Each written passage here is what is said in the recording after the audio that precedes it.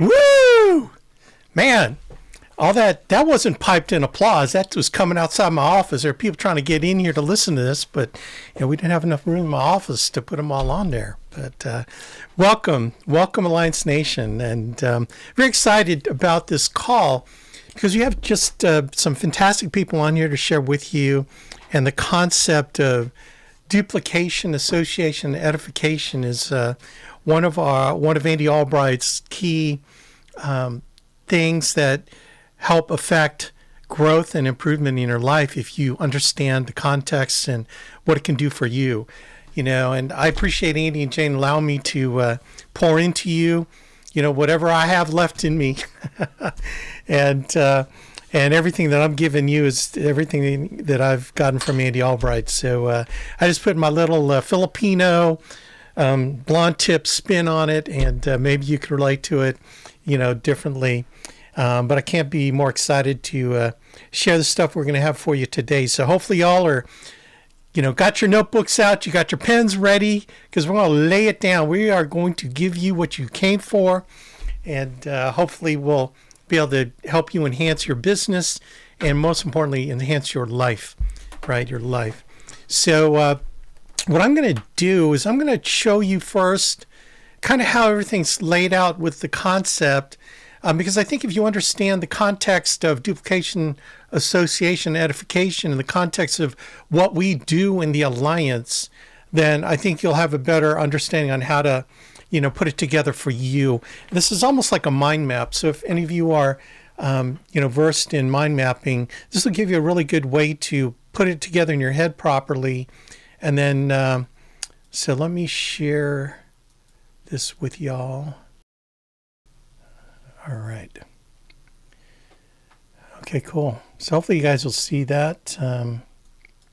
Okay, so let's talk about the context of duplication, association, edification. So I love triangles. It kind of looks like a pyramid. Oh, anyway. So what do we do in the Alliance? We do one thing, which is this triangle. We sell, we recruit, and we build. And so those are the things that we do, right? Now, to help us do what we do, Andy Albright introduced the 8 steps to success, which are 8 things to help us improve how we do what we do and the results of what we're going to get from what we do. Now, the whole idea of the duplicate, associate, and edify becomes part of this triangle. And really, if you want to look at this triangle, it's sort of your identity, right? How you identify, because I think your identity will help you understand. Once you understand your identity, then that will help inform you of the decisions you need to make. And in fact, the decisions aren't really decisions that you make. They're just things that you do because the way you identify. So sell, recruit, and build. You got the 8 steps to success in the middle. So let's go over the first idea. And that's the whole notion of duplication, duplicate. So I'm going to introduce my buddy, Patrick Connors, and bring him on. Patrick, my man, hey. The man on duplication. Hey, Alex. Thanks for inviting me on here. I was trying to grow my Filipino tips. I wanted to duplicate your haircut, but all I could do is get it to come out other holes, but I'm sure everybody wanted to hear that. Hi, everybody. I'm Patrick Connors. I was hired by that guy, Alex Abuyuan, and his wife, Ginny, and I live in Cincinnati, Ohio. So I want to share with you, we are sitting in a conference room in a hotel. Well, first of all, let me, okay, so that was kind of a cold introduction. So Patrick's been with me. Patrick's actually my godson. He's 6 foot something, and to put him over the baptismal font, we had like 3 people holding him before the priest put water on his head. But he is my godson, so that's, our relationship. We've known each other for a long time. I kind of measure the birth of our children, my children. I don't have 11, but I have 5, so he's got 6 more than me. And Patrick's expecting his first grandson, so we're very excited about that. We were at his son's wedding in Kansas, right? It was Kansas, wasn't it? And Patrick lives just 45 minutes south of me here in Ohio. Uh, Patrick and I are going to do a talk at the National Boot Camp. So we're very excited. We're both Air Force veterans, right? And Patrick is currently national manager and going to VP by the end of the year. He had 13 issue paid legs last month, and already in the month of October, and we're seeing tremendous momentum in the avian hierarchy. He already has 28 apps for 20,000 in October. And what is it, October 2nd? So that is rocking, dude. So we're very excited about where Patrick has come from. He's one of my best friends in the business, and I've known his family for a long time. In fact, I knew him prior to children, so that kind of gives you an idea. And sometimes I feel like I'm responsible for some of those kids. But we're grandparents to how many? Who, me? No, godparents to. Oh, godparents, yeah. You are godparents to me, you and Jenny, to me, and also to this guy right here in the striped shirt. Yeah, that's right. Okay. Yeah. Cool. Sometimes I forget. But anyway, so Patrick has learned duplication from our practice business, the Amway business, and we brought Patrick, Andy and I brought Patrick in, and immediately he's Mr. Duplication. Like when I'd be eating a salad when we'd have lunch together doing a counseling session, he'd order exactly what I was ordering. He took duplication to like the nth degree because he didn't want to mess around with his results. I mean, every little thing he did, from what I wore to events, and so he's probably one of my best examples of duplication in my life, except for he duplicated the children, but he really doubled down on that side of it. And his kids are wonderful, and his wife Suzanne is awesome. We love her. So hey man, talk to us about your mindset in duplication and why that was important. Oh, okay. Thanks. Yeah, that's funny. The salad. I remember we did a night owl after Hotspot, and we were at Denny's, and you and Jenny were sitting there, and Suzanne and I, and I saw what you ordered. You said salad, and you said, I want mustard all over it.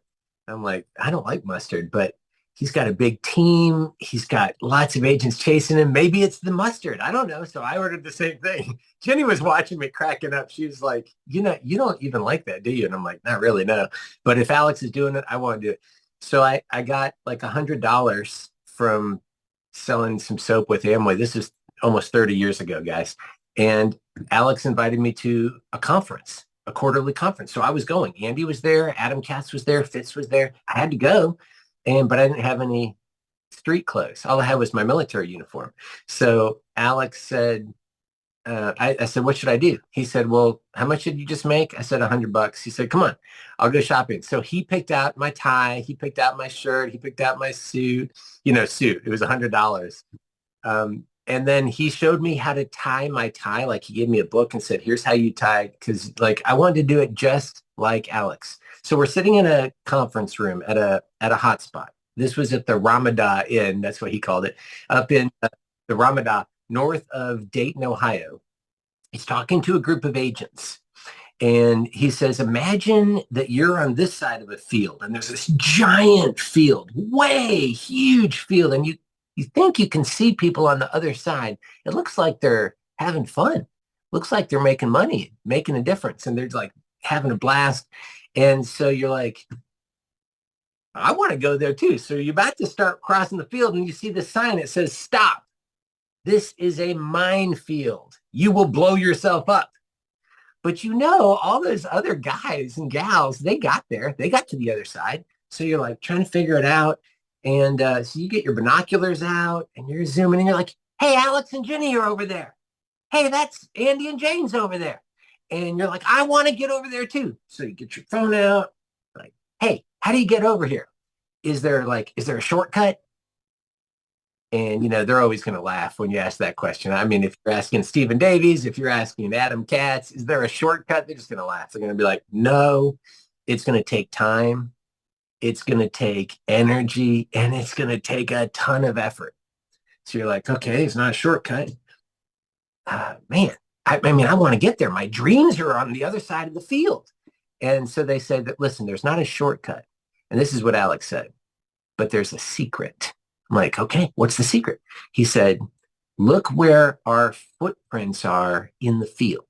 And if you will step exactly in the same footprints and you cross the field, you won't blow up. And I've never forgotten that analogy that he told me, because it's perfect. It's the perfect analogy, because, I mean, not physically blow up, but we've all seen agents that come in and they don't step in the footprints and they blow up. I mean, there's not blood and guts everywhere, but, they're gone. And it's so sad because the footprints you can see them. They're not invisible footprints. So duplication is the secret. And have you ever heard Andy say, we don't need more ideas, we need more eyeballs? That's what he's saying. He's saying we need more people, not with a bunch of ideas, but doing the same thing, right? So he wrote a book. Andy wrote Millionaire Maker Manual, right? Here it is. And in this book, guess what chapter 1 is? If you flip it open and go to chapter 1, the very first chapter of the book is duplication. The very first chapter of the book is duplication. And he talks about why it's so powerful. And he names companies that have exploded because they got everybody on board duplicating. I mean, we're going to national boot camp here in a couple weeks. You're going to come with us. Andy and Jane are going to be there. Tia's going to be there. Pablo, Dennis, Alex, and Jenny. Everybody's going to be there. Everybody's going to be. Your agency manager is going to be there. And what are we going to learn how to do? Duplicate. Duplicate what works. Duplicate what works. So don't innovate, duplicate. When we bring new people into the team, I remember when I got started, I was fortunate. Alex wasn't bringing me from some other insurance company. He was bringing me from the Air Force. So, I mean, I had the advantage. In my opinion, I had the advantage because I didn't have any insurance habits. So, the first thing he did was he handed me a phone script. Well, actually, the very first thing he did was he said, I'm going to a meeting with Andy Albright in Asheville. I think it was it was the Kern Center off of 40 in somewhere near Raleigh. He said, I'm going there. And I said, can I come too? He said, yeah, hop in the car. I mean, it was more like he said, you should go. And I said, okay. So we hopped in the car, went down, got back. Then I said, now what? And Alex said, I'm getting into insurance school. You should too. So I did. And then he said, I'm going to skip work for an hour or two at lunch and go take the exam. You should do it too. So I said, okay. All I had to do was keep doing what he did. And there was like 10 people doing the same thing he was saying. Noel Leventovich was in that group. And we just did what he said to do, and it worked. Then he handed me a script and said, read the script. This is all duplication, guys. Has your manager given you a script? If you're not using the script, you're blowing yourself up. You're not stepping in the minefield. Then he gave me this little cassette tape called Fitz on the Phone. And he said, here's a recording of a guy, Fitz, making actual phone calls. I'm sure we're past the statute of limitations, but these folks were recorded and they didn't know they were recorded. And we were not just saying the words on the script, right? We were saying it the way Fitz was saying it because Fitz was setting appointments with it. Then Alex got me this cassette tape. I don't know if you can see it. It's called All the Objections. What is this cassette tape? First of all, what is a cassette tape? Don't worry about that. It's a recording of Alex interviewing Andy. They're role playing. They're doing role play, and Alex is peppering Andy with objection after objection after objection. This is on the telephone, on sales. This is on recruiting. This is in the home. And Andy is just like blasting that one away. Everyone, he's just handling the objections. In fact, Patrick, what was the most important objection handling technique that he ever did? The sucking sound. Oh, yeah. So yeah, if there's another agent involved, he's like, hey, how are you going to get that from a script? But if you listen to the recording of it, then not only can you duplicate the word, you can duplicate the sound that he makes. Well, I've got another agent over here, and he would go, did they let that guy out? Oh, no, and it's just like you can duplicate exactly the way Andy would handle objections by listening to this recording. And so what I did was I drove down to North Carolina, and this is Andy's parents' house when the Alliance was in a basement. And so, and the low ceilings, And I had my recorder with me because I never went anywhere without my recorder. And he and I just sat down. I think we were on Deborah Pendergraft's desk. And I said, okay, dude, let me just run these by you because my agents need to learn. So let's just go over this. And he said, sure, sounds good, man. And, so that brings like a lot of memories. But I said, man, it's worth back then it was like 9 hours to get to Burlington. And it was worth 9 hours to go down there, record him, hang out with Andy, and, getting around Andy Albright to duplicate. So that's awesome. Keep going, dude. That was the next thing I was going to say, was that I was always watching what was Alex, how was he talking? How was he talking to prospects? How was he talking and training new agents? How was he dealing with agents who were part of his team maybe for a long time? Like, how would he treat them? And most of all, I noticed what he did with Andy. Like, when Andy would call, it didn't matter if we were in the middle of a hot spot, if we were he and I went to a finals at a tennis match one time, and Andy calls, he picks up the phone. It doesn't matter if he's sleepy and it's 1 a.m, Andy texts and says, hey, Bo, I'm on a conference call with, and he might say, I've got, Diane Lampy's on here, and we got Michael Hartlieb's on, and Riddle, and Alex is like, what's the number? And Alex is on the conference call. When Andy would be coming to a meeting 2 hours away in Indianapolis, Indiana, or 3 hours away in Louisville, Kentucky, or 4 hours away in Cleveland, Ohio, Alex was always there with his recorder. And when Andy said we're having a boot camp, a national boot camp, Alex was the first one to sign up. So I learned by watching Alex. If Andy is somewhere and Alex is invited to go, he signs up, so I sign up. Sometimes he's not even invited to go, and he would just go and hope that Andy would say, you drove how far to get here? Get in here, AB. And so I would watch that. Then I noticed that Alex was reading all of Andy's books. Like, when Andy would come out with a book, like, here's the 8 steps to success. I know it's see-through. Okay.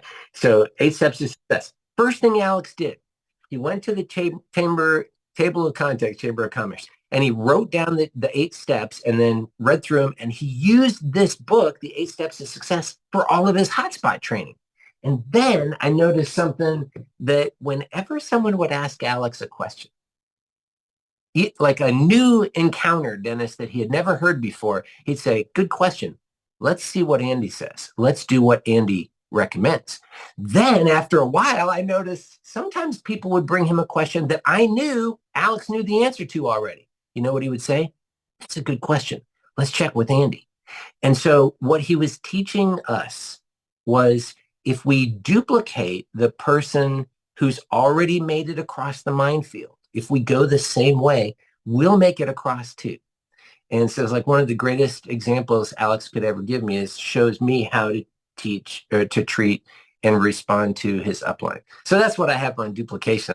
Helpful. But what's funny about the book thing is, anytime I'm in Andy's office, I've been doing this for years, is I would mosey over to his desk, and I'd look at what books he had on his desk, and then I'd jot it down, Now, you're supposed to ask your upline what you should be reading, because maybe you're not advanced enough kind of in your mentality to accept. But I still wrote down those books, man, and just to scarf it up. And, that reminds me too, back in the day, so I know we got all these old guy, gray nose hair stories. But so what I would do is, Andy, we do an overnight somewhere, and I'd say, hey, dude, is it okay if I room with you?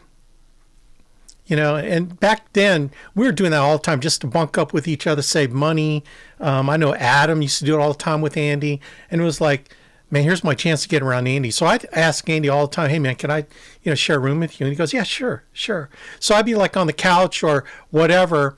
And what I loved about doing that is I got to, see Andy, just raw Andy Albright, and ask him questions, and we just hung out. And the thing that I remember the most is that he would pull up a book and he'd start reading. And this is late night. We just got in at 1 a.m. from a night owl, and he's there reading his book. And it's like, okay, I better read mine too, because I brought mine with me. And then 10 minutes later, he's snoring with the book on his chest, And what I loved about that is just Andy's Andy. Like when he says he does stuff, he does stuff. He doesn't, he's one of those, he's so authentic and genuine. That's why someone like that you can duplicate and not feel like, you're doing something wrong, right? And so that's where I learned it. So everything I do, Patrick and I, when we room together, I mean, he sees me, I pray, I do all my stuff, and that's just me. And, he does exactly the same thing. So probably the biggest thing about duplication, number one, are you a copy worth duplicating, right? I love what Diane Lampy says. Are you a copy worth duplicating? And then, because you ever do this with a Xerox machine, a copy machine, you make a copy of a copy, and they make a copy of a copy of a copy, and then you make a copy of a copy of a copy of a copy. And, I'm a church musician, right? So we copy in music. By the time you get to the 30th generation of music, it is a terrible version, right? So one thing that I've always been anal about is like, hey, I definitely want to give a good example, but I always point to Andy Albright. It's like, man, if you want someone to duplicate Andy Albright.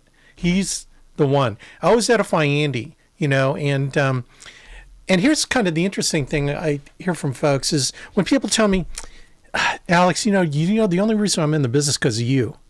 I go, what do you mean by that?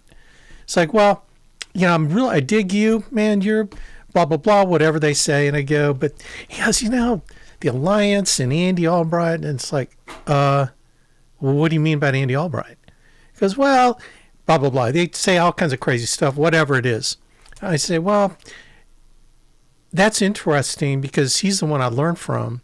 And it's almost like someone saying, your mama wears army boots, they start dissing the person that's mentoring you. And to me, it's like, I don't know that you're going to work out. I've not brought people on when they say that kind of stuff, when they talk bad about my upline. Because here's the thing. I want to be able to create duplication so I can build my business in the Bahamas or in Greece or in Italy and not be dependent on me being the magic. I want Andy to be the magic. I want my leadership to be the magic. But I do not want the job of being the magic in my group because duplication will allow you not to be the magic. Man, if y'all understand that, man, yeah, I get it. $30,000 producer, rock on. We need you. We love you. We want you to keep doing it. In my mind, I'm going, but dude, are you going to be doing that forever? Wouldn't you rather, still do 30,000? Wouldn't you have 10 people doing 30,000? Because that's 300,000. You've duplicated yourself and you're making way more money by you not physically selling, and you're letting go of that part of the business. Now, I know that a lot of you that are mega salespeople, your identity is so wrapped up in being a salesperson. Okay, I get it. And look, keep rocking. But I think when you change your identity and add in building a business and creating duplication for what you're doing, dude, I say this all the time. Recruiting is just another form of sales.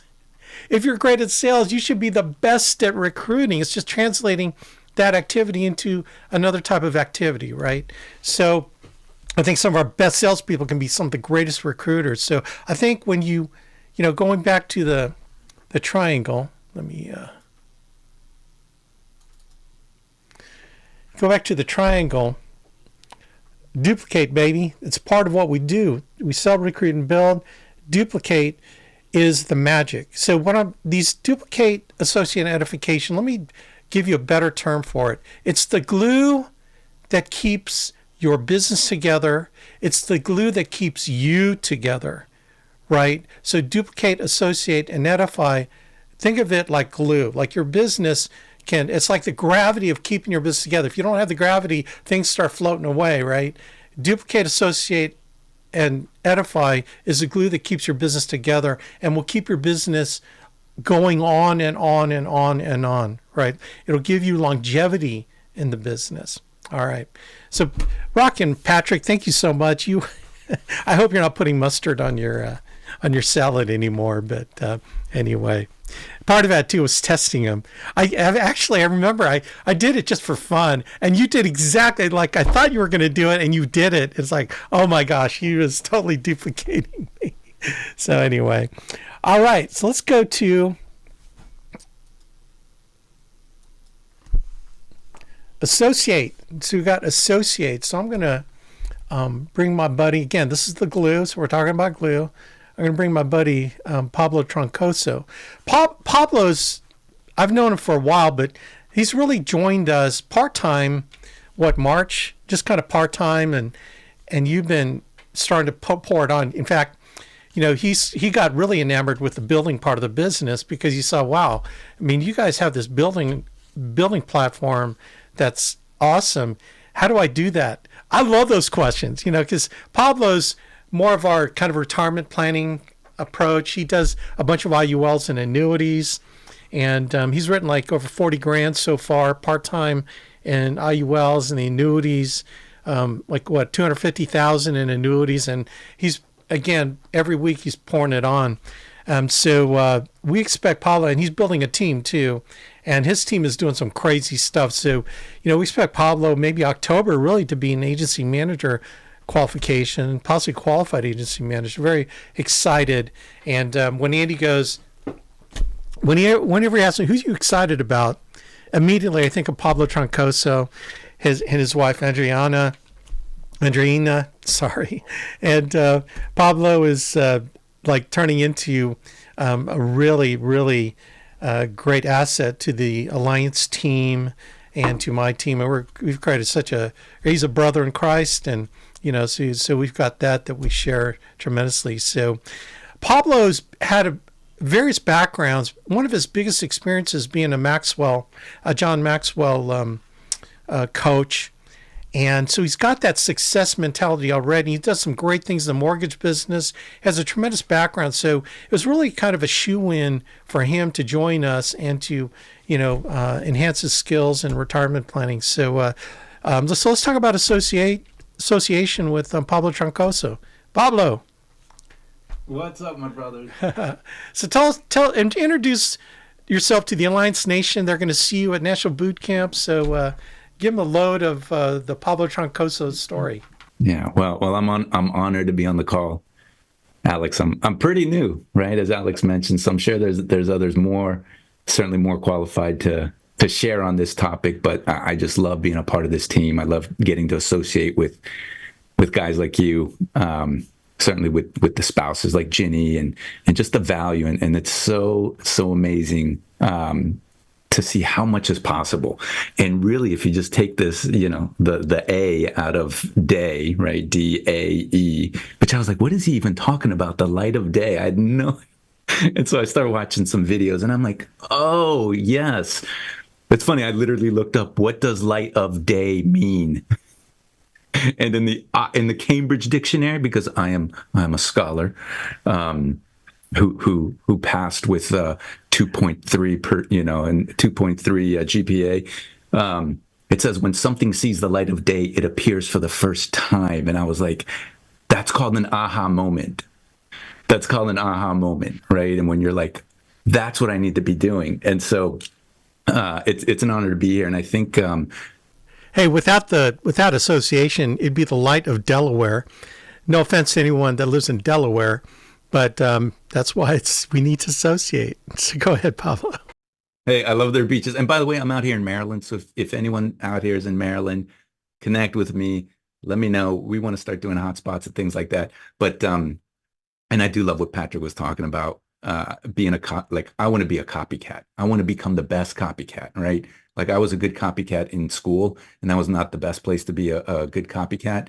But here in this business, absolutely. So, it's interesting about, we don't have to talk about like my background. You said it, right? I was in the mortgage space. For those of you that are familiar with IULs and annuities, we look at the red line, green line chart, right? That basically shows the market versus indexing. And, I just tell people, you see what happened here in '08? When '08 crashed, what happened there? And they all know, right? They all lost a house. They all know someone who lost a house. They lost a ton of equity. I said, well, that was me. I was on that. And so I was in the mortgage business right up until then. I said, hey, we all exited stage left, not because I wanted to, but because we didn't have any more product to share, to sell or share, right? And and what was interesting after that was I say God put me in timeout for about 4 years. Um, I lost everything.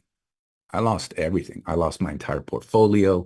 I lost my, my real estate portfolio. I lost the house that I was living in. I was literally almost homeless, literally bouncing from house to house. So I was at the bottom of the barrel. So this isn't a new story for anyone that has anyone in this world, or maybe you experienced it yourself. But God put me in timeout for about 4 years, and I went and I worked in the hospitality industry. And then after that, uh, I just remember one day working on my resume, and I want you to think about this when we're talking about association. I remember working on my resume. I was working the largest entertainment capital of the U.S., right? Los Angeles. But I was working in a sport. I was working in a major league sport, and it wasn't football or baseball. It was in Major League Soccer, right? So I was earning the lowest possible income, but having like access to cool tickets. So forget about that. But I just remember working on my resume and just thinking, I'm working harder on my resume than I am on the actual job that I'm working, right? Just so that I can maybe find another opportunity where somebody will pay me a little bit more. And I didn't know it then because I wasn't a believer yet, but I remember hearing a voice that said, stop. You cannot put on that piece of paper, and we actually used paper back then. You can't put on paper what's in your head and what you've experienced and what's in your heart and what you know to be true. And boy, right then and there, I still get chills, Alex, like thinking about that. I didn't know it then, but I know now that was God. He had a plan for me, right? And I went and I got my insurance license in LA, right? Like one of the hardest states to get your license in. Um, and I got in my car and I decided, hey, I'm moving back to Maryland, close to family roots. And I grew up a military brat, so roots were everywhere. But I was coming back here to start a business, to associate, and actually to associate in life too. I wanted to settle down and get married. And within 18 months, guys, this business can do all of that. So that was the start of that, that business. And along the way, had some pretty amazing opportunities to grow myself. But I got to tell you, it was not easy, right? Like starting a business is not easy, but it's possible. And so the number one thing that I had to do was I had to make sure that I needed to get out to events. So when I met Alex,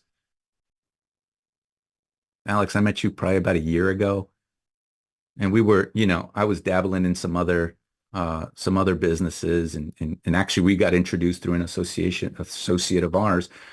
But I just remember you always talking about these events. And that was literally at the beginning of the spring where I started paying more attention. And I said, you know what? I need to copycat what this guy's doing. And so that was where the very immediate thing was, I need to get to this family reunion. And you know what's funny is as soon as God says, let me open up this door because there is a world of opportunity for you here, somebody comes sneaking in with a baseball bat and tries to beat you back from it, right? The enemy will try to always creep in and tell you, nah, you ain't got to go. I don't mean to preach, but Jeremiah 29:11, for I know the plans I have for you, declares the Lord, plans to prosper you and not to harm you, and plans to give you a hope and a future, right? So we beat that bad boy down right in my head, right there on the spot. And we got out to, got in the car, drove down to Burlington. And man, I got to hang out with some of the amazing, incredible people. And it's funny, it was the thought kept kind of trying to creep in where it was like, you don't really need to be there. You've been to these events. You know what they're like. There's some rah stuff. And what's interesting is that it'll throw out the same, oh, you've done this. You know exactly what's there. But I remember driving home and calling you, Alex, and saying, hey, man, I am so glad that I went because I was thinking this and that.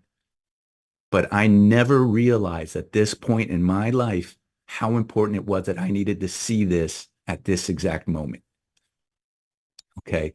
And so for those of you that are out there maybe thinking about, oh, you know what, whether it's national boot camp or that next local hotspot, I don't need to go. Oh, it's 5 hours away. I shouldn't, maybe I'll just wait until there's one closer to me. Fine. You want to let the enemy win? Right? You want to step in footprints that aren't already on the ground? That's on you. But don't let him win. And here's why. People that we serve, whether it's clients or people that are also looking to recruit and build, need us at our absolute best. And if we are getting defeated on a daily with just the internal speak, what makes you think you're going to be a copy worth duplicating? Right? So,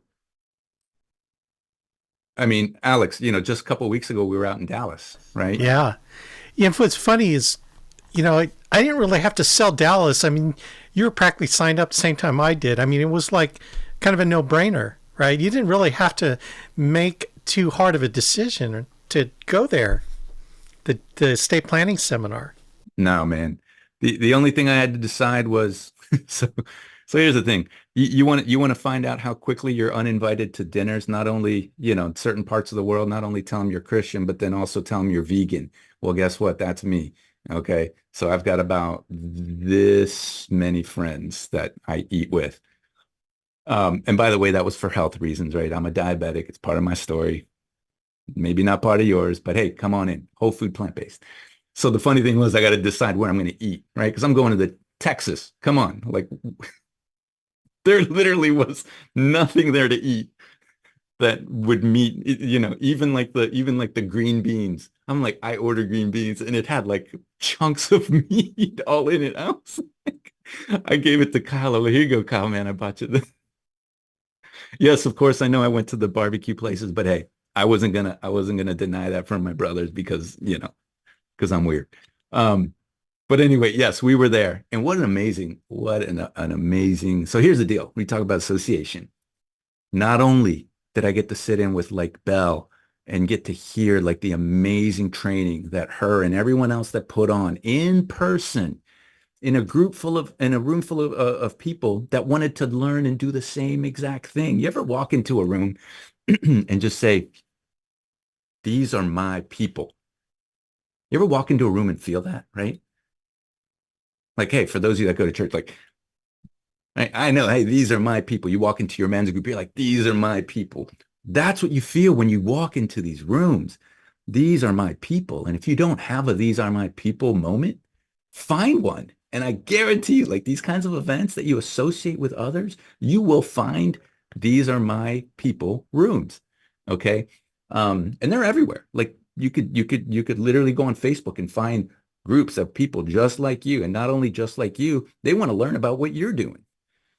Right. So I think the other really amazing thing about just that trip alone, and again, just so many micro moments inside of the major event moment, is we got to go on a tour of, I'd never been to this corporate mothership of integrity marketing. Beautiful downtown building, 40th plus floor. I don't know how many floors they owned of that building, but it was state of the art equipment, the most lavish, and you get to see that this is real. This is the organization that is backing the company that I represent. Right. And so when you see it with your own eyes, right? Like I like to believe by faith, not by sight, but when you actually see it with your eyes, do you know what that does to your inner confidence when serving clients, when speaking to recruits, when masterminding with other like-minded business owners, right? Association is huge. Is huge. And it was funny because I'm out here in Maryland. I don't know how many are familiar with like the Maryland, DC, Virginia corridor. It's like the smartest people to me in the world, right? Because it's all security, like cybersecurity, coders, I mean, it's kind of like the East Coast, Silicon Valley, right? And and so all these people are small. And it's funny because right before we left, a friend of my wife's let me know that her husband, who was considering leaving because of all the stuff that's going on in the government, all the stuff that's going on in the world, he's like, they're probably going to lay us off, furlough us or whatever. And I'm like, I have nothing in common with this guy other than that our wives know each other. Like, he is so smart. I can't really have a conversation with him about anything, except veganism. Oh, no, that's not true. And so, the funny thing is that after I left that integrity, marketing building, and I saw that floor where they had the complete security, I was like, I literally took a video of it, and I'm like, yeah, I'm at this event at our corporate headquarters. Man, look how crazy this is. He wants to sit down and talk now because that gave him the. So anyway, I just it's little things like that, but so back to back, you got events that you have to go to, and I'm almost. I'm literally looking now for what are other events, what are other people that I can continue to associate. What's the saying, Alex, about the top 5 people that you associate with? Yeah, your income will be plus or minus 10 grand. Yeah, I think it's your. I like to think of it where it's not just your income, right? But it's your income and your mentality will be the average of the top 5 people you associate with. So a practical use of that is literally pull out your cell phone, right? Like, all the proof is right here, and anything you need, all the proof is right here, right? That's why if you're ever in trouble and the feds are coming for you, you better make sure to clean this up. But all the proof is right there. So look at the last 5 people, or the people that you have texted or called the most that are not family or clients. Exclude your family and clients. Who are the top 5 people you associate with? And that's going to give you a really good idea of what track your mind and your bank account is on. And I tell you, I've had to make some shifts. When you look at it and it's that sobering, it's like, oh, why am I hanging out with that person? Oh, maybe I should hang out with this person more. And so, I just look at things like that. And hey, since you guys have your cell phones out, Alex, here's a thought. I learned this from a marketing gal in the mortgage. So I was in the mortgage world for quite a number of years, but I learned this from a gal when I sat down at a marketing event, and I'd never seen anyone be able to help realtors and mortgage advisors get so many leads literally at a marketing event live. Like, we watched it happen there. For those of you that are looking to recruit and build and you want to associate, try this. I'd never forget this. She said, text this or post this on Facebook right now. She said, take a selfie, like with like people in the background, and say, I'm at a real estate marketing event. And it was something along the lines of, if you are, and there's a contest that if you want, if somebody out there is looking to buy, sell, or refinance a home, to get in touch with me and at least have a conversation, please help me win. Something silly like that. So, and literally people started getting responses from Facebook before the end of the meeting, and people were so excited. So I just said, here, let's do this. I said, let's not make it a contest or anything like that, because that's just kind of silly. But why don't we just say this? I was just in a business training, and they were talking about the value of association. Next message, you immediately came to mind. Why don't we get together for coffee this week? For whoever that person is that you have in mind that you want to connect with, just send a message like that. I guarantee you will get response. Don't just do it with one person. Do it with like a handful. Give yourself a couple at bats. But it's all about getting around the right people, right? That's powerful, dude. Well, you are doing all the right things, the things that I did when I first got started, and knowing that when you get around the right people. See, the power of association is the power of changing the way you think. People are worried about, you're just so comfortable. People get so comfortable being where they're at. And it's like, man, never be comfortable being comfortable. be comfortable being uncomfortable, and hanging around a higher quality level of people that think differently than you, better than you, because their results are better than yours. When you can hang around them, your mindset's going to change. And that's the key to changing your trajectory of your life, not just financially, but in all aspects of your life, is hanging around the people that have the fruit on the tree. One of the most important things that we should be, is fruit inspectors. You will know the tree by its fruit. The people that have the fruit on the tree, man, get around them. The way they think will start permeating into the way you think, and that's where you make the biggest growth moves in your life, is when you change how you think about things, how you approach stuff. If you never change how you think, you're always going to have what you have. And if you're not satisfied with what you got, like, for example, a year ago, if you're in the same place, you're making the same money, and you have the same amount in the bank, you're doing something wrong. Let me tell you. You just have not been hanging around the right people. So check the fruit on your tree and see if you need to be doing something different with your tree to get better fruit. You know what I mean? Pablo, dude, you rock.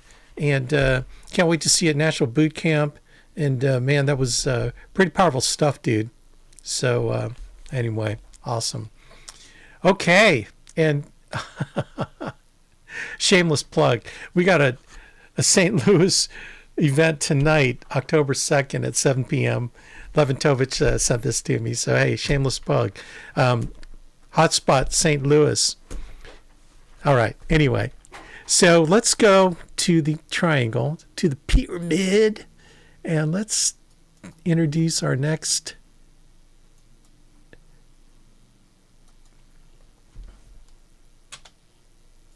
EDIFY. So we're going to talk about edification. So as we're filling out this triangle, there's one more that'll fly in, but we'll leave that till after. Edification. And edification, the reason why it's on the base of the pyramid is it's one of the most foundational skills that we have as far as keeping your business together, keeping your mind right. It's, again, part of the glue of keeping your business together and keeping it, and making sure that it has longevity. So I want to introduce my buddy, Dennis Lyons. He is one of my agency managers, one of the Lyons agency managers. He's married, has children, grandkids even. He's surviving in Florida with the crazy weather. A Navy veteran, so he's a proud military veteran. Qualified agency manager, going regional manager by the end of the year. We know that's going to happen. He's been on a bunch of Alliance conferences and Conference of Champions trips. He had 5 issue paid legs last month. So far, month of October, over 6 grants, 7 submitted apps 2 days in. So that's rocking. One thing great about Dennis is that he is a team player. He does all the 8 steps, and he's anywhere I am, I always see Dennis there. So that tells me that he gets around the right people because he wants to change his mindset. And you know what? You can change no matter how old you are, no matter how young you are. You have to be committed to being in the process of change all the time and growth. And Dennis definitely is. And we appreciate Dennis Lyons. So Dennis, man, let's talk about edification, brother. Sure, I will. I'll address that for a minute. But I just wanted to I made a couple notes here. I enjoyed Patrick and Pablo, their contributions. What great points. And this whole topic is so foundational for us in the Alliance. And I just got to relay a story about coming to events and association real quick. When I started with the Alliance, I found out that, and nobody talked to me about it, but I found out that we had an event coming up in like 2 weeks in Burlington, and it was NatCon. So the guy who brought me into the Alliance, I'm on the phone with him. I go, hey, look, there's an event coming up. Can I go? And he's like, oh, yeah, sure. And so I set up to go, and I was stunned.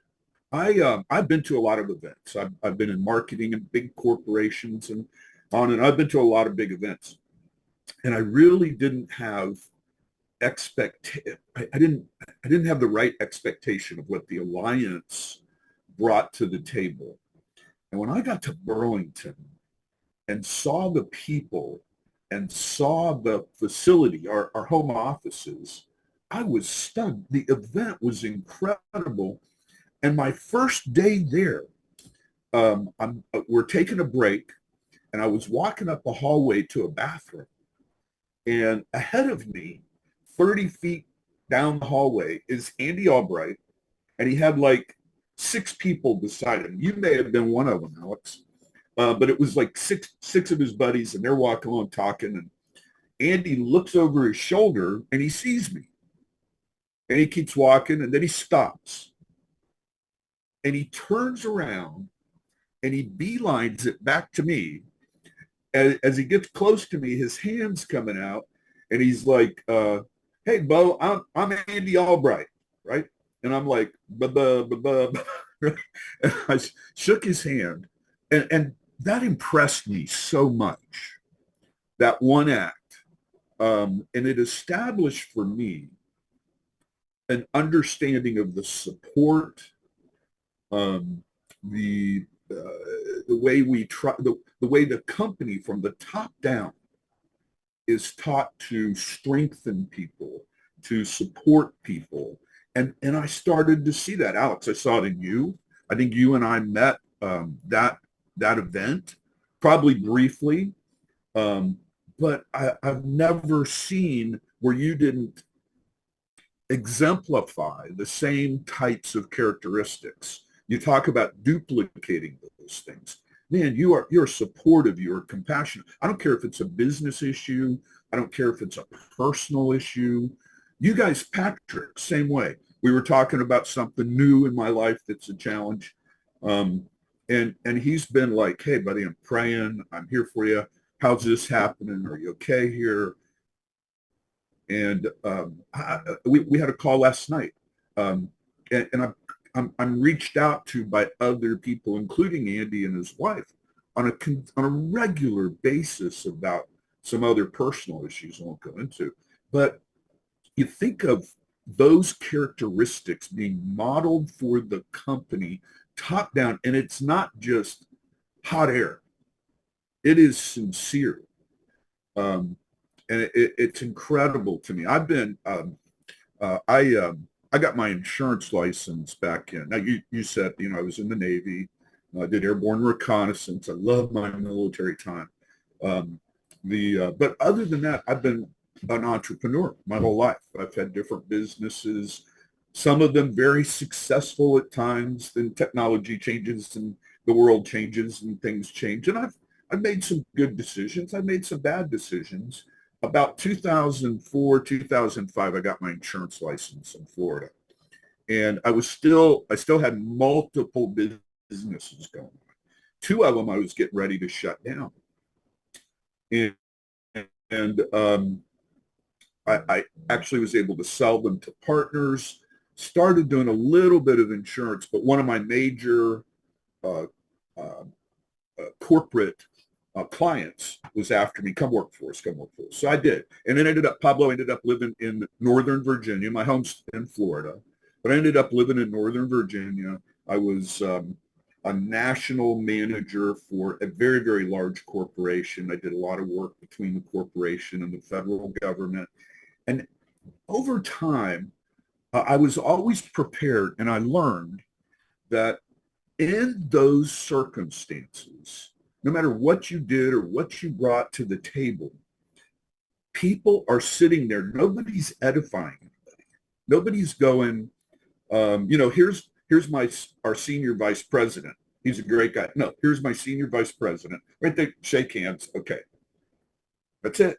Everybody in those situations are really sitting back waiting for you to fail. Anybody out there ever been in that environment where you're in a corporate environment, some other type of business? People are always trying to push you down by the shoulders to push themselves up. So there's no thought of edifying people. What is edifying, right? At its core, edification means, and I just said this a minute ago, it means to build people up. It means to strengthen or improve something. When we edify as a part of this organization, that is what we are doing. We're looking to build people up and strengthen them and improve the entire organization. Here, we're all looking, instead of looking for you to fail, we're all looking for you to succeed. And your success is going to come at different levels and at different paces. And it's hard to compare yourself with other people. Some people look like superstars. By association with them, you learn, man, they've got the same problems I do. And you get to associate with them and see how they've overcome those things and adapt them to your own life. But through edification, we help those around us. When we're building a team and we're recruiting people, and I have a new recruit on the phone, if I can put them on the phone with Patrick or Alex or Andy and edify them, and then you know what happens? If you are edified, the rule really is edify back. So in every case where I've done that, those same people have talked about me. And one thing you learn, Patrick and I kind of chatted about this yesterday. One thing you learn, you cannot edify yourself. That's another failing of those corporate environments and some of those other conditions, is that you're put out there. I have a marketing degree, and all these other businesses for years, I went through trying to edify myself, right? Edify my company, edify myself. They were the same. Very, very hard to do. Edification is about trust. Patrick, it cracked me up because he pulled out the Millionaire Maker manual, right? Mine's partly invisible. And one of the things is, and I highlighted it here, you probably can't see it, but it's right inside the first chapter too. It's on page 47, build trust.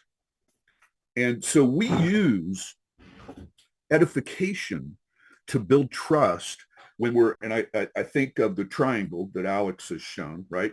Whether we're selling, whether we're recruiting, or whether we're building, we team up together to edify each other and the company. Edification is a tool that helps people understand that our organization and our company is bigger than just us. It's one of the first principles I try to communicate to new agents coming on, that there's a tremendous amount of support. The company has the resources to support you and train you in what we're doing. But you have to associate.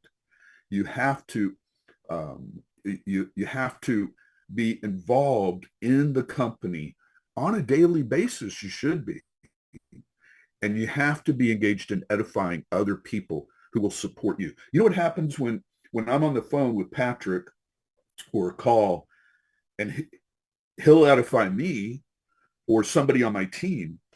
Man, that reminds me too of some of the things, because Pablo, you talked about, getting beat up and things wearing you down.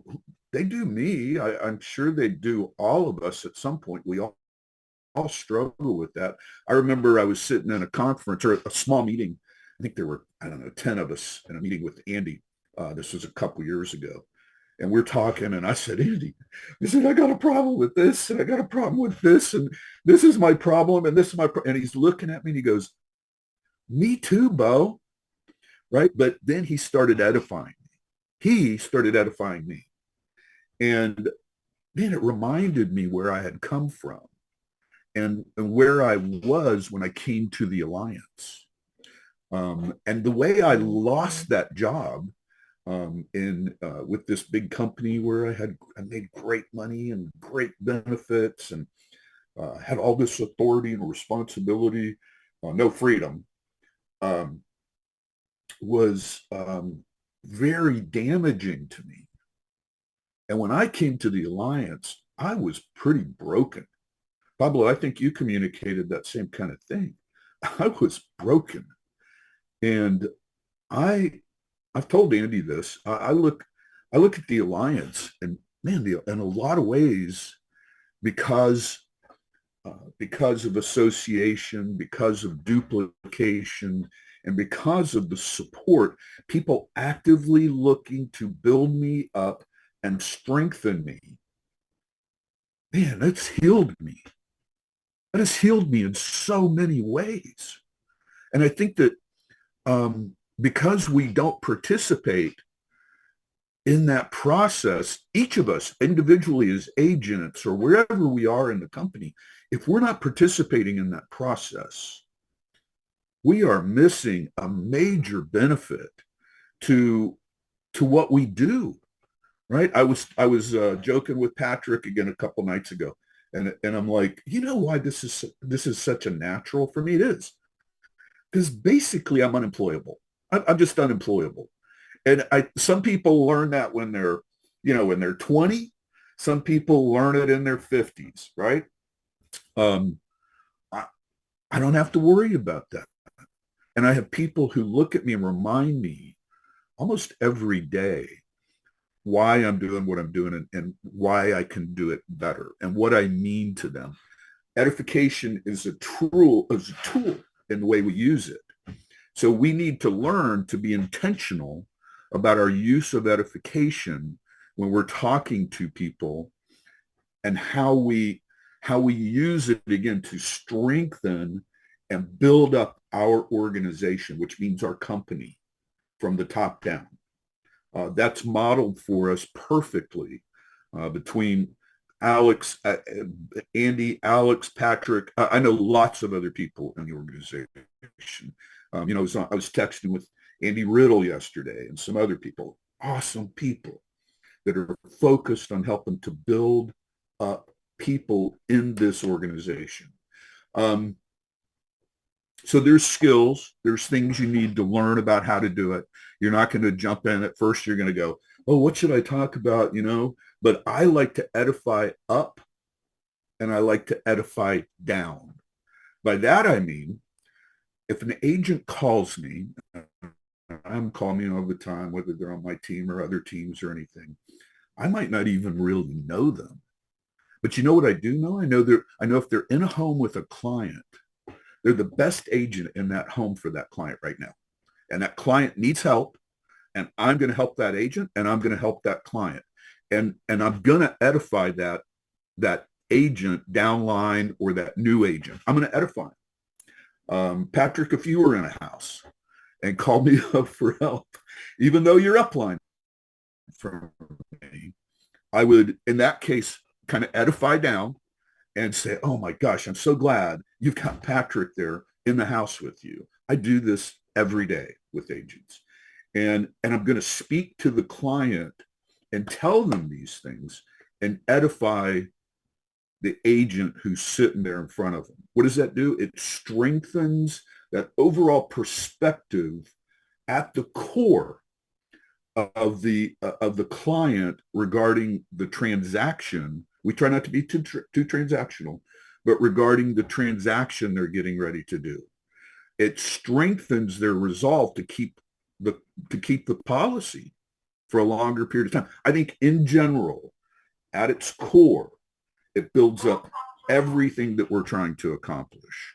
And at the same time, usually in advance, and I'll tell people, when you're in a home, tell them you need to check with your senior underwriter because you're trying to make sure you're getting them the best deal. And, and sometimes they edify me in advance or during the conversation. Other times I get on the phone and I hear agents say, this is my mentor. This guy's my senior underwriter. He's going to make sure we have the best plan for you. He's this, he's that. And it breaks down barriers for me to be able to establish relationship very quickly with those clients and move them through the process. So trust, as I pointed to here, is a big part of edification. And when we have trust, and let's apply this briefly to recruiting people again, when you trust me, if I'm a friend of yours, a business associate, and I share that trust by edifying somebody else in my upline that I'm having you speak with, that immediately imparts that trust to them, and you have much higher levels of success. So it's a skill. It builds and strengthens organizations. It's on the bottom, isn't it, on the bottom rung of the triangle, Alex?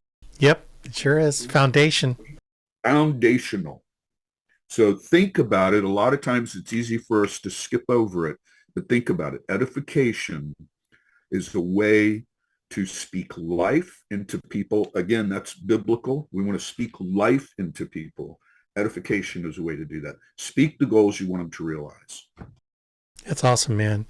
Yeah, that gang, you heard just a very great rundown on the power of edification. And the reason why we have what we have is because, a major reason is because we edify the system. We edify Andy Albright. The biggest thing that people need is they need to believe. If you're not a believer in the alliance, you'll never make the business work. And when someone's brand new that comes to the alliance, we got to bring them up the ladder of belief. You know, they got to believe in the alliance, that it's going to be the right place for them. They got to believe in Andy Albright, who is charting the course for long-term success. They got to believe in the upline team that's going to help them. And then the final rung is they got to believe in themselves. And when they can believe in themselves and believe in everyone above them, then they have a shot to make the business work. So great job, dude. Appreciate you, man, and all you're doing for the team. Keep rocking. So, as Dennis said, edification is the foundation of the triangle. Now let's talk about when you sell, recruit, and build in our system, and you do the 8 steps to success that you can continually improve and grow your business, and then you apply duplication, association, edification as the glue to keep your business going. Let's talk about what is the result. What is the effect? And the effect is PI. Prosperity for you, your family. But here's the other thing about prosperity is that prosperity bleeds into the world. Because when you can tithe and offer more, when you can make an impact in other people's lives through your prosperity, I don't know if you ever heard this, but broke people can't help broke people, right? And so when you're blessed with prosperity, it's the opportunity to share your blessings, your financial blessings with other people. So it's spillover into the world. Another spillover into the world is inspiration. Not only will your story inspire others, it will inspire yourself to do more. It'll inspire your group to do what you've done. You will provide inspiration to other people, and they see where you came from, what you did to make yourself better, and that inspiration alone will impact the world. Then finally, ultimately, impacting the world is eternity, right? Eternity. And we believe that there is a life after we die, and that our way to heaven is through Jesus Christ. And eternity is an important part, and who else can we bring to the party? So the spillover of what we do to our clients, to our group that we bring on board, to people at church, for people that we associate with outside of our business, they get to see someone on fire for what they're doing, but more importantly, for why they're doing it. And so that's why I put it back on y'all. What is it that you're trying to accomplish? You know, what are you trying to do? How do you identify yourself? So let's cover that, man. I'm going to ask you 7 questions. So this time, pull out your pen and paper. I'm going to ask you 7 questions to help you identify that for yourself before you come into National Boot Camp, right? And these 7 questions are going to make you think. Think about yourself. Think about where you are in the process of creating an impact in your family and creating an impact in the world. So here's the first question. What do you value? At the end of the day, when you're on your deathbed, are you going to want all your trophies around you? Hey, honey, can you bring your trophy? When I'm on my death, can you bring all my trophies and my certificates and all the awards I got from the Alliance so I can just rejoice in those accomplishments? Dude, you don't do that. You and I know that you want the people that you love around you when you die. So what do you value? This is such an important idea, gang, because here is where you where the rubber hits the road. The unexamined life is not worth living, right? This is what I think Socrates, right? It's getting to the point where someone followed you. You say you value your family, but if I followed you 24/7 like a fly on the wall, can I really see what you do that says that you value your family, right? Or you checking Facebook, because what I see is that you value Facebook, right? You're not helping your kids with their homework. You're doing, you know what I'm saying? Like, what do you value? How you spend your time will show me what you value. Here's the thing that I think that for me that I've understood is when I've been frustrated in the past, and I just like, the reason why I'm frustrated is because I'm not doing what I value. And this is so important for you to identify who you are and why you're on this earth. Because if you don't know that, then you'll constantly live in this turmoil of frustration and anxiety because you're not doing what you really value, right? How do you define your success in the things you value? Once you understand what you value, then how do we know that you've achieved success in what you value? Here's a great book. I recommend this book, Matthew Kelly's book, Off Balance, Getting Beyond the Work-Life Balance Myth to Personal and Professional Satisfaction. There's an exercise in there that he does a value assessment where you can figure out what you value and why you value what you value. And it'll put them in the proper order according to what you want and care about. I tell you what, once you get this idea down on the top things you value, I value my God and my relationship with Christ. I value my family and everything I'm doing for them. I value the means by which I support my family and my ability to tithe and offer to the Lord's kingdom, which is my business and all I'm doing on that side. Those are my values. So everything I'm doing supports that. So what do you value? Okay. Next question. What are you doing to get better? Tell me what you're doing to get better. Are you committed to an education program? Are you committed to growing every day by the books you're reading? Are you on a daily reading habit? Who are your mentors? Who are you listening to? And here's the thing.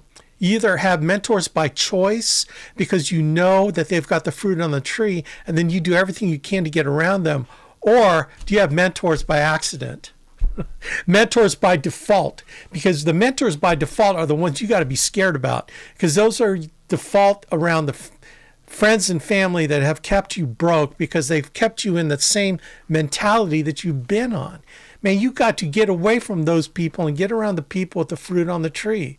Who are your mentors? Are you listening to the right audio programs? Are you listening to, ESPN radio? Are you listening to audio? Are you listening to what Andy Albright's putting out there on YouTube? All the opportunities to hear the right people speaking life into you. Are you actively getting around the right people physically? We talked about association. Are you getting around the right people to hear what they're doing, to ask questions, to associate with them? Listen, gang, you got to make a decision whether or not you're going to be a professional in your work. Are you going to be a forever journeyman hobbyist? Because I tell you what, man, professionals make money, hobbyists don't. Okay, so you got to decide what you want to be. Next question. What are you doing to take care of the temple that God gave you? What habits are you creating to keep your health going? Because, man, I don't want to do anything to hasten my exit. I want to have the maximum opportunity to influence my children, influence people, to bring more people to eternity with me. I want to have every opportunity to do that. So am I eating the right foods? Am I exercising? If you honor your body will perform in all aspects of your life. That's why, like my buddy Rojas, when I heard he was climbing a mountain, it's like, bro, seriously. I was talking to Riddle about it. And man, I am so proud of what he was able to do. He made it at halfway. I probably wouldn't have made it after the first time through. I mean, that impresses me. I just love that. So what are you doing to take care of the temple that God gave you?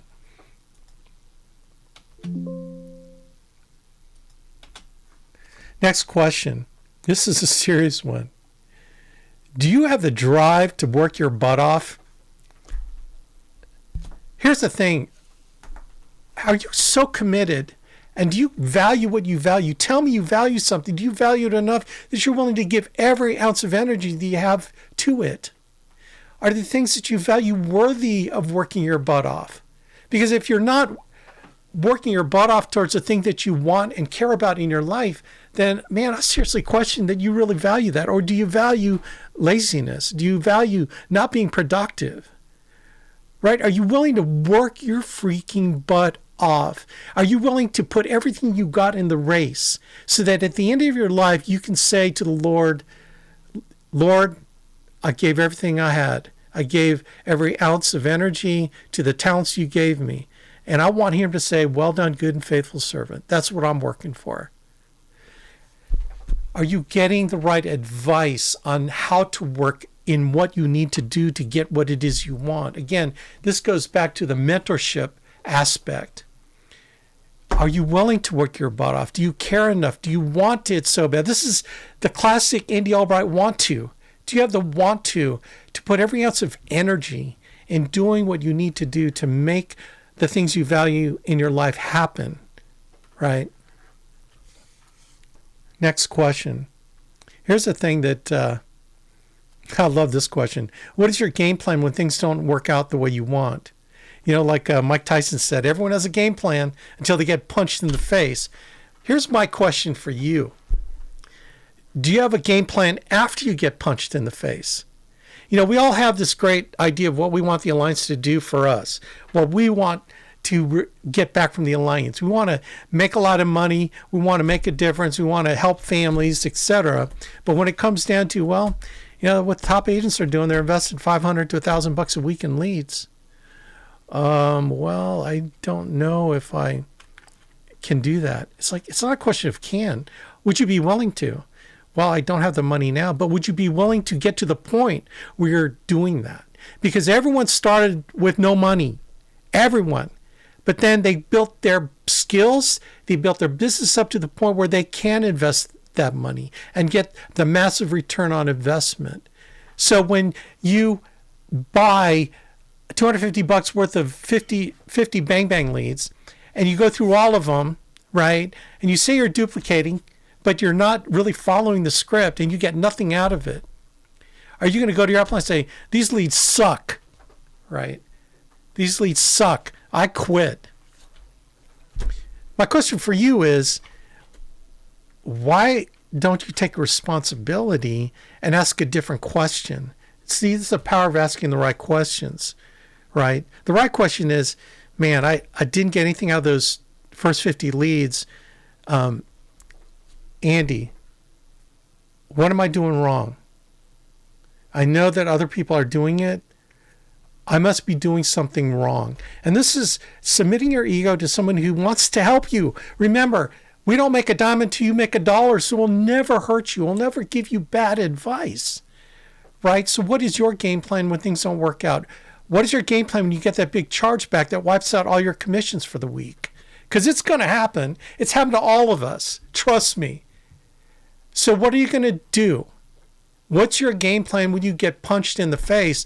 Because if you already have a decision to stay in and you have a decision that you're going to get help and you have the decision that you're going to call your growing upline, you're going to call people for advice, you're going to come to the next conference so you can figure out what you're doing wrong, that's a good game plan. A bad game plan is, this alliance doesn't work, I'm going to quit. Or these leads don't work, I'm going to stop buying leads. This IMO doesn't work. This doesn't work. That doesn't work. See, you start pointing at everything except the man or woman in the mirror, right? So the first part of the game plan to react to when things don't go right is taking responsibility. And then who are you going to call? Who are you going to call? If you got that number ready on speed dial, that's who you call. When is the next hotspot meeting I can go to, which you can find them on the ARC? When's the next hotspot meeting I can go to get my mind right when things go wrong, right? It's an attitude. What is your game plan? Question number 6. Have you developed the skill, attitude, and mindset of perseverance?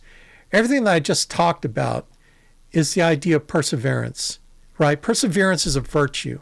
It involves continuing to pursue a goal despite any challenges, difficulties, discouragement. Gang, it's a strength. This part of the virtues of courage, right? Bravery, honesty. It's all wrapped up into that, man. Perseverance is your key. The never quit attitude. We have a 100% success rate if you don't quit. Perseverance is a habit. It's an attitude, right? The extreme, I call it hope, right? Faith, hope, and charity are theological virtues that you pray for. Perseverance is hope in the extreme, knowing that if you hang in there, that you're doing what God wants you to do, that you always have hope that it's going to turn out okay, right? Here's a philosopher, Heraclitus. He says, he's a 5th century philosopher, and he wrote this about men on the battlefield. He says, out of every 100 men, 10 shouldn't be there, right? 80 are just targets. 9 are real fighters, and we're lucky to have them, for they make the battle. But the one is a warrior. Now you could say, I only have a 1% chance of being a warrior, or you could say, I am the warrior. I am the 1 out of 100. The great thing about the Alliance is you get to choose whether you're the warrior or not. Because if you don't choose to be the warrior, then you're the 10 that shouldn't be there, or you're the 80 that's just targets. Maybe you're 9 that are real fighters that will last only but so long until you die, but there's only one warrior. Man, choose to be the warrior. You can master your mindset by the things we talked about, the duplication, association, and edification of being that one warrior out of 100. Then the final question. What are you doing to fill that God-sized hole in your heart? Right? The hole in your heart that only God can fill. You know, what I found in my life is that I've tried to chase all the wrong things to fill that hole. And what I found was emptiness. I found loneliness. I found frustration. I found anxiety and worry. When I'm trying to fill that hole with other things, like material things, pleasure, chasing pleasure that's fleeting. When I chase the wrong things, instead of chasing God, who is the only one that can fill that hole. See, here's the thing. You got to decide, why are we here? Right? Why is the world here? See, because God made the world. He was here before time and space. Right? So if you ever studied the evidence for God, you don't have to go very far, because there's evidence all around us, right? Here's the other thing that we know, is we know that the enemy's the enemy. Pablo mentioned him. He's trying to bring you down. He's trying to tell you you're not worthy. He's trying to tell you, why do you think you could make it in the insurance business? Why do you think you could be any of these top producers? Because you suck. You're terrible. You will never be as good as any of these other people. Just compare what's going on in your life compared to everyone else that's doing great. He will knock you down. He's the greatest accuser, and he will teach you why you're not worthy. But you know what? God's grace is enough. God's grace is enough for you, right? For thus says the Lord, even the captives of the mighty shall be taken, and the prey of the tyrant be rescued. For I will contend with those who contend with you, and I will save your children. Then all flesh shall know that I am the Lord your Savior and your Redeemer, the mighty one of Jacob. So know whose you are, because when you suddenly realize that you're a kid of the King and that you're a rightful heir of what God has for you, then everything takes shape. The whole prosperity, inspiration, eternity starts making sense. The sell, recruit, and build, backed by the 8 steps to success and the light of day, the duplication, association, and edification starts to make sense, because the man and woman in the mirror, when you stare at it, you realize, you know what? I am worthy. I'm a child of God. I am here for a reason. God put me here in this business for a reason, right? There's one of our speakers at one of our conference, Damon West. He talks about when he went to prison. He was this star football player that got into drugs, and then he started stealing from, burglarizing homes in Dallas. And then he was sent away for almost like a life sentence, basically. And so when he was afraid of prison, like anybody would be, and he had an old grizzled veteran prisoner who he got advice from. The prisoner said, prison is like boiling water. He goes, if you put an egg in boiling water, it turns hard inside. So you could be an egg, or you could be a carrot. What happens to a carrot in boiling water? It turns soft. Or what you can be is you can be a coffee bean. He goes, what do you mean by coffee bean? He goes, well, when the egg is boiled, the water is still the water, right? He goes, yeah. And when you boil a carrot, the water is still the water, right? He goes, yeah. But when you put a coffee bean in water, you change that water to coffee. He said, you can change the world by changing you. Be the coffee bean, and you will change the world. And I believe, and the way I believe in my life, is that we were chosen. I was chosen to be in this business to make an impact in the world. I believe every single one of you listening to me right now were chosen to be in this business to make an impact on the world. And let me end with this. I'm hoping you'll be able to hear this, but let's see. Not sustainable for me to do all the preaching, all the healing, and ministry. Because our ministry will only grow, and we want it to grow till the end of the age. But I have chosen you 12 as my apostles. You're sending us? You are my leaders. And for this mission I have for you, it's best that you spread out and not be concentrated in one place. I don't understand. I'm going to go home to Nazareth for a time, and while I'm there, I'm sending you out in every direction, 2 by 2. You will proclaim as you go, the kingdom of heaven is at hand. And while you are on this mission, you will heal the sick and the lame by anointing them with oil. You will cast out demons. Hold on. Heal the sick, cast out demons. While you are on this mission, I grant you this authority. Someday, you will have it all the time. With all due respect, Rabbi, we've only just begun as students. We're not nearly qualified enough. Why would you need us for this work? He doesn't need us. He wants us. Thank you, Steve. Very good. John, if I needed religious leaders or qualified students for my ministry, I wouldn't have chosen... Well, you get the point. What words exactly? What are we supposed to teach? Anything you've ever heard from me. I've only ever heard the one sermon. You heard the best one, anyway. I mean, don't get me wrong, they're all so good. Uh-huh. That message was not just for the thousands that were there.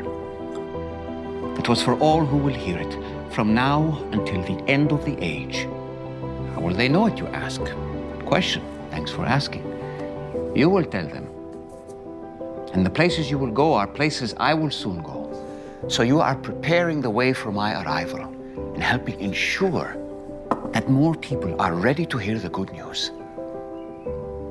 the miracles you'll perform on God's authority will prove my ministry.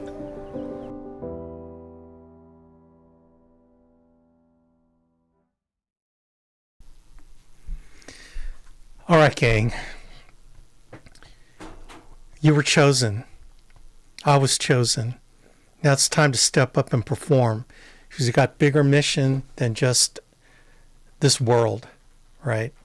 So anyway, gang, thanks for being on this call. I hope that we made an impact for you. I hope to see you at National Boot Camp. Man, God bless everybody. Rock on. Thank you, Andy and Jane Albright, for giving me this opportunity to share this with the world. God bless, man. Take care, everybody.